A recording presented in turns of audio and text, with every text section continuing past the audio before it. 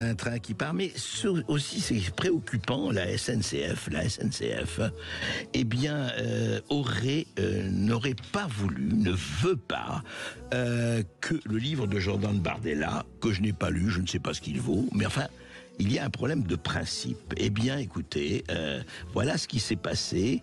Le livre de Bardella ne sera pas placardé dans nos gares.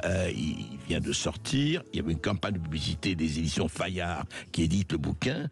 Eh bien, écoutez, ils en parlaient hier sur BFM TV et avec le journaliste notamment Mathieu Croissando. Écoutez l'échange.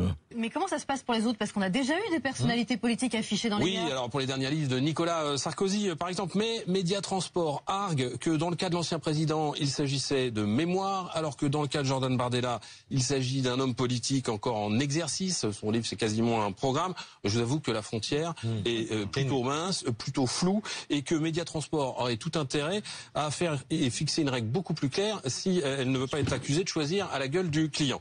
D'autant que, comme le rappelle Jordan Bardella, des syndicats de la SNCF étaient montés au créneau pour demander l'annulation de cette campagne, non pas sur des critères juridiques, mais là, pour le coup, sur des critères purement politiques ou idéologiques. Donc quoi, Bardella a raison de réagir comme il a réagi, de parler de censure, il a fait un traitement particulier? Non, parce qu'il ne faut pas exagérer non plus. Voir Jordan Bardella, président d'un parti fondé notamment par d'anciens collabos, il faut le rappeler, qui a défendu ce parti dans son histoire des dictatures aussi indéfendables que celle d'Augusto Pinochet au Chili, ou plus récemment de Bachar al-Assad en Syrie, ou encore plus récemment de Vladimir Poutine en Russie, le voir se poser en héros de la liberté d'expression, ça fait doucement rigoler.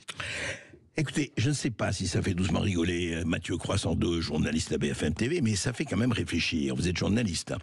Et qu'un journaliste, quand même, cautionne la censure, parce que ce que vous dites, alors je ne sais pas, le RN a été fondé par des collabos, il soutient Vladimir Poutine, ce dictateur, et Augusto Pinochet, et autres, c'est possible.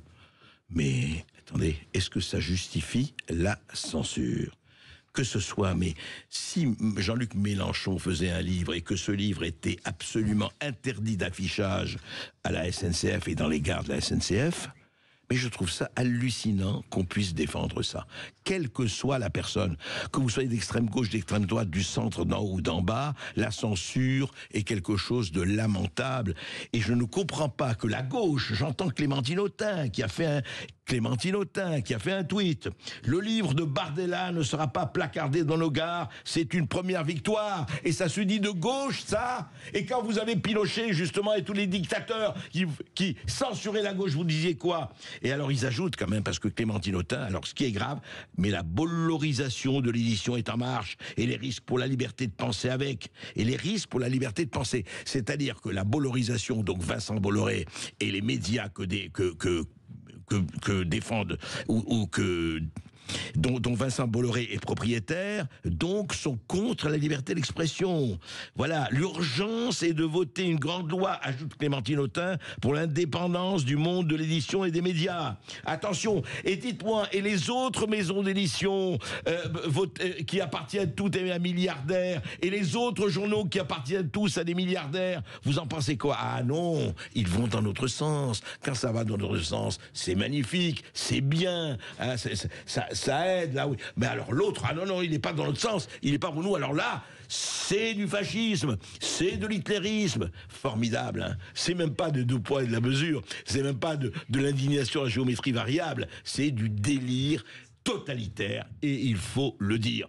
Bardella, je ne sais même pas si je lirai son bouquin, ça m'est totalement égal, mais qu'on dise, c'est une grande victoire que le SNCF, je signale, service public, qui appartient à 65 millions de Français, et 40 millions de contribuables, décide qu'il faut parler de tel livre, celui de Sarkozy, et pas d'autre livre, celui de Bardella, me paraît une aberration, me paraît quelque chose de très grave, vraiment très grave, et qu'une partie de la population, y compris de nos hommes politiques, de nos femmes politiques, se réjouissent de cela, montre à quel point, à un moment donné, ce que j'appelle les œillères, ce que j'appelle la fermeture, ce que j'appelle les gens qui sont bouchés les yeux et les oreilles par idéologie et par aveuglement, je crois qu'il y a vraiment un problème et qu'ils ne sentent pas et qu'ils se rappellent quelque chose, qu'il sera celui qui lèche le crocodile en pensant qu'il sera mangé le dernier, devrait réfléchir à son sort plus souvent qu'en faisant des déclarations imbéciles ou surtout, je ne dirais pas imbéciles, elles sont pas imbéciles, elles sont de mauvaise foi et elles sont très graves parce qu'elles limitent la liberté d'expression. Et penser à la liberté au lieu d'en parler, de saliver dessus, renseignez-vous et enquêtez sur Orwell, sur les grands auteurs et sur le traité de la servitude volontaire de la Boétie. Commencez à lire au lieu de saliver sur n'importe quoi.